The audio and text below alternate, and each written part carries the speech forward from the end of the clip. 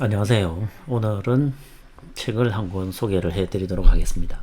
짠맛의 힘이라는 책이고, 원인 모를 염증과 만성 질환에서 탈출하는 최강의 소금 사용 설명서라는 부제를 가지고 있습니다. 우리가 몰랐던 저염식의 진실과 치명적 함정, 왜 싱겁게 먹어도 우리의 잔병 치레는 끝나지 않은 걸까? 참 재미있는 문구죠. FDA가 권고하는 대로, 우리 정부가 권고하는 대로 싱겁게 먹으려고 노력하는데도 우리의 잔병 치레는 끝나지 않는 걸까? 소금의 중요성을 일깨워주는 이런 종류의 책들이 요즘 나오고 있는 것이 상당히 즐겁고 반가운 일이기도 합니다. 그리고 아래에는 두통과 비염, 위장병, 면역력 저하 등 만성적 질병에 시달렸던 저자가 20년간 수많은 자연섭생법 임상을 통해 정리한 짠맛으로 건강을 되찾는 방법, 소금 디톡스 2주 프로그램 수록. 이 책은 여성분이 썼는데 섬세하면서도 필력이 좋으신 것 같습니다. 제가 일부분을 정리를 해봤는데 같이 한번 살펴보도록 하겠습니다.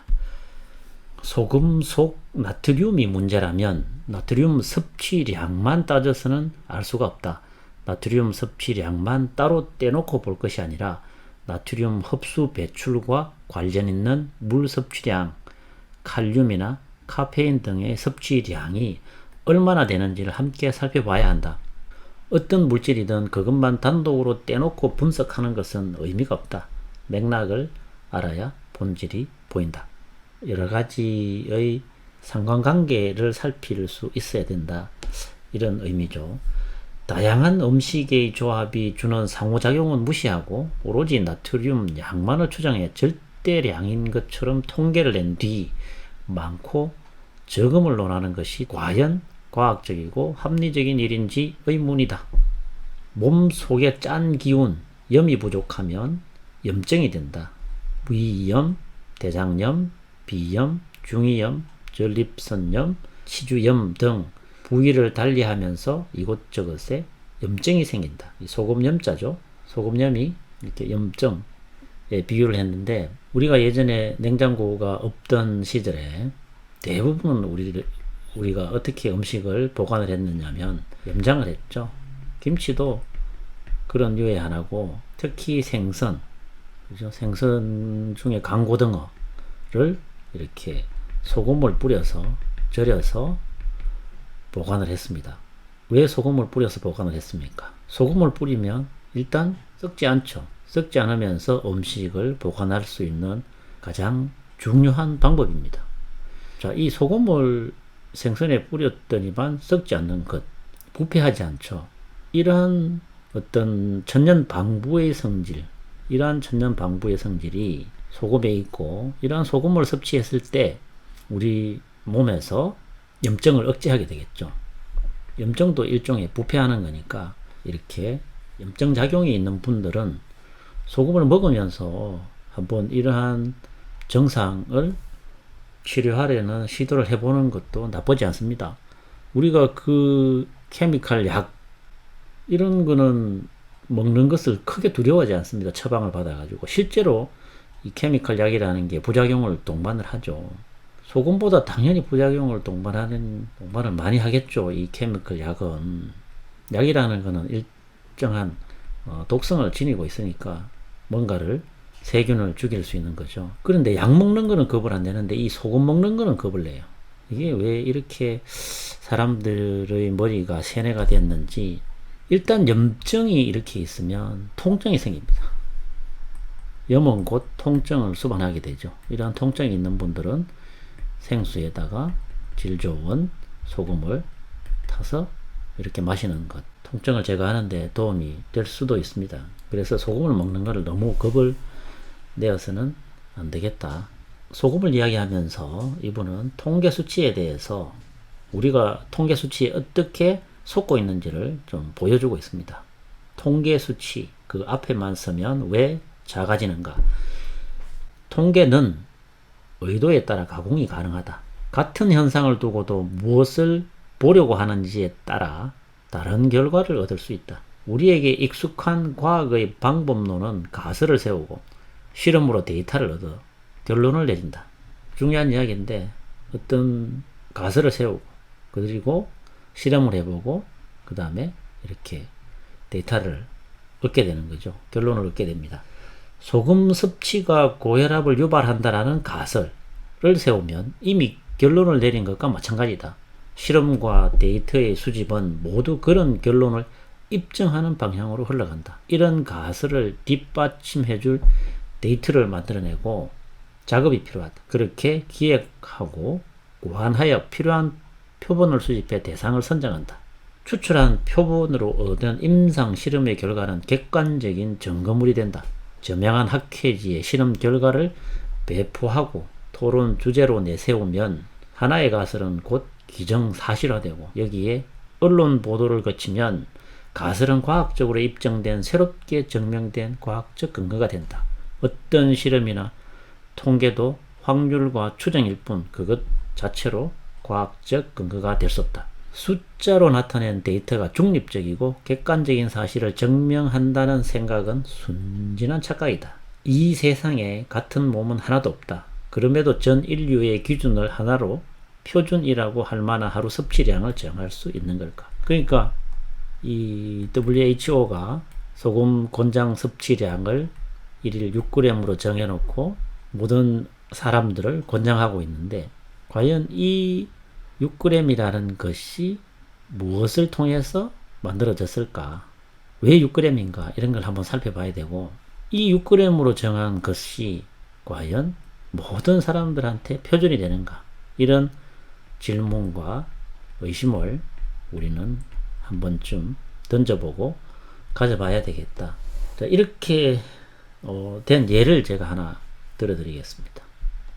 The Salt Fix에 나오는 내용인데 이 닥터 달의 실험 과정을 설명한 건데 달 박사는 원래 저염식을 하는 특정 인구, 즉 에스키모인에게 고혈압이 많지 않다는 개념에 관심을 가졌다.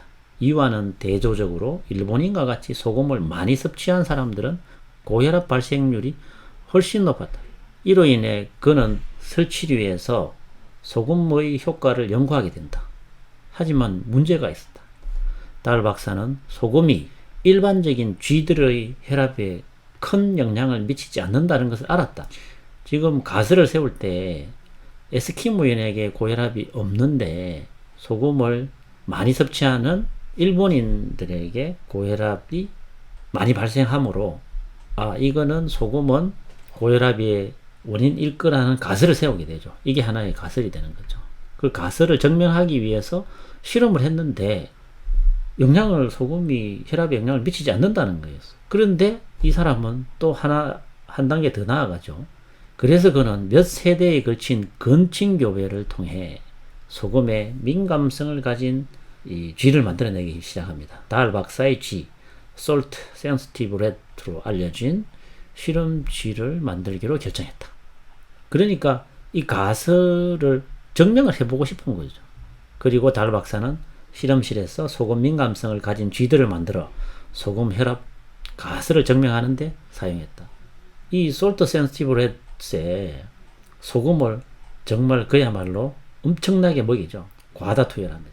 정상적인 쥐에는 혈압에 영향을 미치지 않으니까 이런 이상한 쥐를 만든 다음에 과도한 소금을 투여를 해서 혈압이 올라간다라는 걸 증명했죠. 그래서 이 달 박사 이후로 소금은 고혈압이다라는 그런 설이 확 퍼지게 됩니다. 여기에서 잘못된 것은 뭡니까? 정상적인 사람들은 정상적인 쥐는 소금의 반응을 보이지 않는다는 거고 소금에 민감한 쥐를 건칭교배해서 했는 것에 혈압 관련설이 나타나는 것이 이것이 전체적인 우리 인간에게 적용된다라는 것은 여러분들은 이 이야기를 들으면서 어떤 생각이 드십니까? 답답한 저는 패대기를 하는데 이 얼마나 인류의 건강에 큰 해가 될 수 있는데 그리고 이 에스키모인이 고혈압이 많지 않죠. 이 에스키모인이나 아프리카의 이 원주민, 원시 생활과 가깝게 하는 이런 원시인들이나 브라질의 어떤 그 특정한 그 부족들, 야노마모족인가요? 야노마모족들은 이게 없습니다. 고혈압이 없습니다. 이 사람들은 뭘 안 합니까? 술을 안 마시고 또 비만이 없습니다. 이 술과 비만은 고혈압에 가장 직접적인 연관성이 있죠. 그리고 결정적으로 이 에스키모인이나 아프리카의 원주민 이런 야노마모족들은 평균 수명이 40입니다. 평균 수명이 겨우 가까스로 40입니다. 일본인의 평균 수명 80이 넘죠. 이런 거는 싹 무시해버리고 이 말도 안 되는 이런 실험을 해가지고 이걸 인간에게 적용하는 이게 업무가 있는 것 같습니다. 또 다른 부분을 하나 살펴보도록 하겠습니다. 우리가 즐겨 먹는 국물과 찌개에 나트륨이 많다고들 하는데 이것 또한 그렇지 않다. 우리가 즐겨 먹는 국은 국물과 함께 먹기 때문에 물에 염분이 녹아있는 형태다. 그렇죠? 소금물의 농도로 따진다면 물에 희석되어 오히려 염도가 낮아지는데 단순히 그 속의 나트륨 양만 계산하는 것은 옳지 않다. 동일한 3g의 소금이라도 1000ml의 물과 100ml의 물에 녹아있는 경우 그 농도는 10배 차이가 난다. 이 이야기는 뭐냐면 수분 섭취량이 많으면 소금 섭취량을 늘려줘야 되겠죠. 땀을 많이 흘리면 소금 섭취량을 늘려줘야 되겠죠. 음식 문화가 다르면 소금을 좀 줄이는 경우도 있고 좀 늘려야 되는 경우도 있습니다.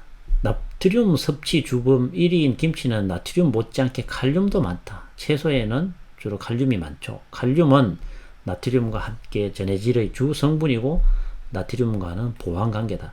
좀 기량작용을 한다 하는데 이 칼륨과 나트륨은 좀 이렇게 서로 상반되는 작용을 합니다.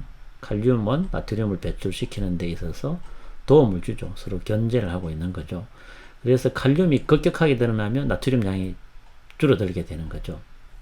인종, 풍토, 다른 식습관 등은 고려하지 않고 절대량만을 단순 비교하는 것은 문제가 있다.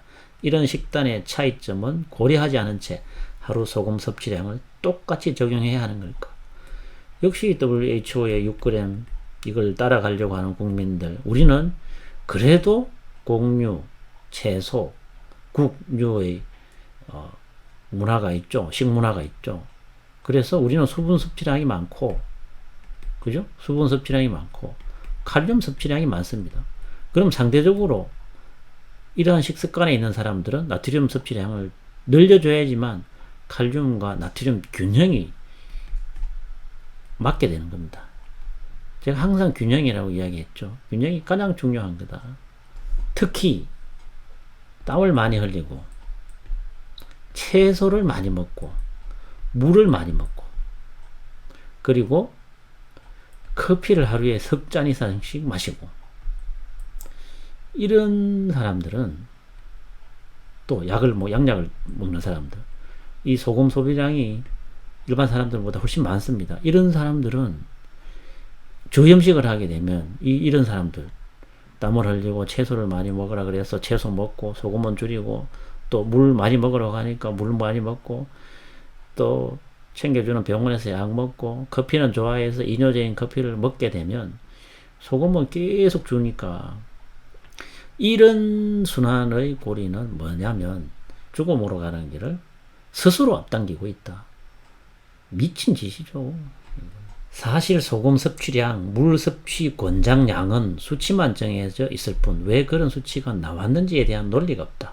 그럼에도 세계보건기구에서 정했으니 무조건 그 수치를 지켜야 한다는 건 타당하지 않다. 그렇죠? 타당하지 않죠. WHO가 6g 먹으라 그러면 우리가 다 6g 먹어야 된다. 계속 언론인 우리나라 정부는 이 WHO 6g을 무슨 신주단지 이 도구마라 그러죠. 신조도 신조, 그릇된 신조. 나쁜 사람들입니다. 이런 거를 검토 없이 국민의 건강을 해치는 행위를 하는 우리 보건 당국과 언론은 나쁜 언론과 나쁜 사람들입니다. 이거 어떻게 이 중요한 부분을 정확한 검증과 확인 없이 WHO 노예도 아니고 말이죠. 이 우리나라 의사분들도 각성해야 됩니다. 나트륨 섭취량은 어떻게 조사되는 걸까? 우리가 나트륨 섭취량을 계산을 할 때 여러 가지 방법이 있습니다. 24시간 회상법, 식사 일기법을 이용한 영양조사, 24시간 소변, 8시간 야간뇨, 단회뇨, 아침에 일어나서 한번 소변을 받아서 염도를 측정한 다음에 나트륨 배설량을 조사를 합니다. 근데 우리나라는 주로 24시간 회상법을 주로 써왔다. 이렇게 돼 있죠. 이 회상법이라는 것은 전문조사원이 가구를 방문해 하루 전날에 섭취한 음식의 종류와 섭취량을 조사하는 방식이다. 이 경우 하루 전날 먹은 음식과 먹은 양까지 기억하고 답해야 하는데 과연 얼마나 정확할지 의문이 든다. 예를 들어 김치찌개를 먹었다면 그 김치찌개의 염도를 어떻게 측정할 것이고 모든 과정과 식당의 김치찌개의 염도를 같다고 할 수 있을까? 다 먹는 입맛이 다르고 소금 간이 다르겠죠. 또한 김치찌개를 어느 정도 먹었는지 숟가락질한 횟수, 숟가락의 크기, 그릇 크기에 따라 또 달라질 수 있겠죠.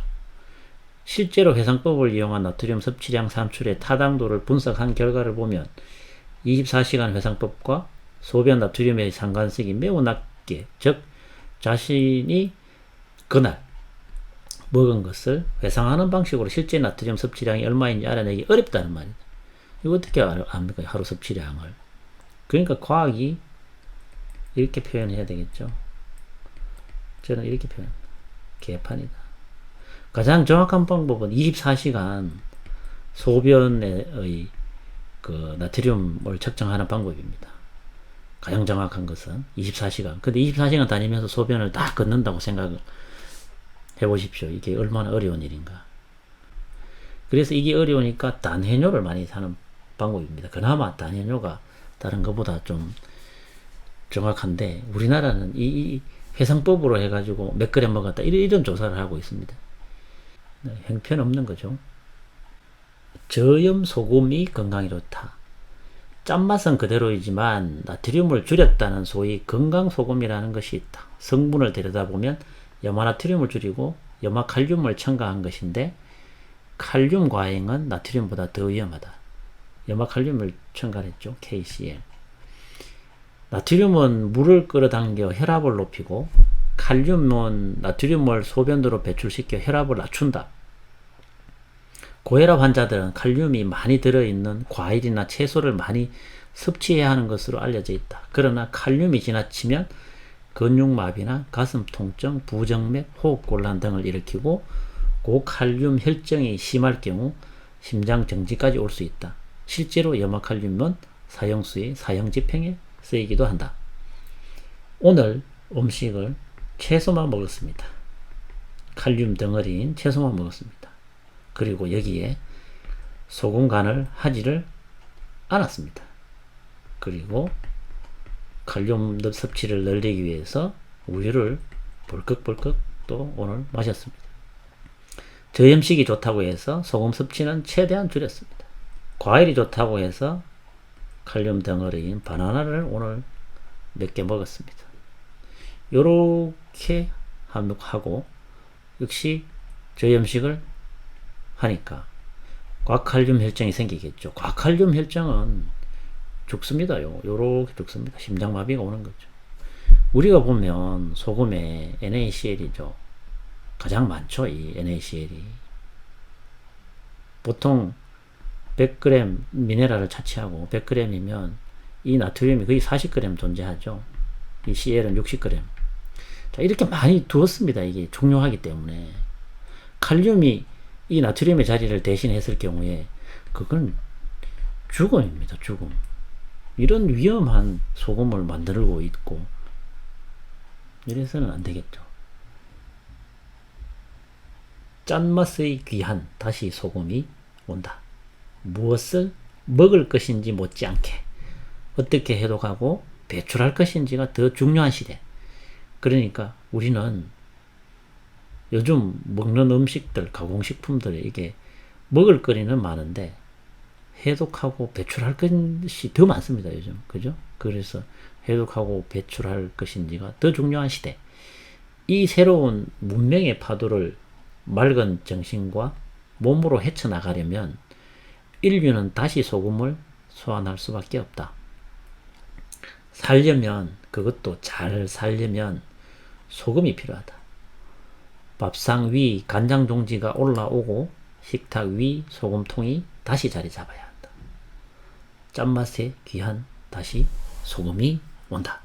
소금에 대해서 잘 알아야지만 앞으로의 미래를 개척할 수 있다.